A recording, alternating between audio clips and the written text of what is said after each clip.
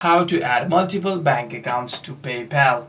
First, you want to simply open your PayPal application, and inside your PayPal app, you want to simply select this wallet option at the bottom right of your screen. Simply tap on wallet. By doing so, you'll be able to see all of your payment methods over here. You want to simply tap on link a bank or card over here. By doing so, you'll be able to link a bank over here. You want to simply tap on link a bank, and here you want to simply search for your bank first.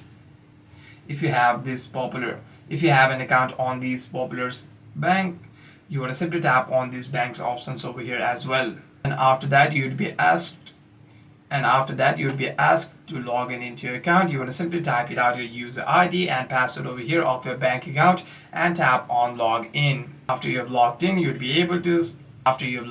have successfully linked your bank account on PayPal. If you want to add multiple bank accounts as well, you want to simply repeat this process over and over again until you have multiple bank accounts. Hope this video was helpful, and if you have any further questions, make sure to leave a comment down below.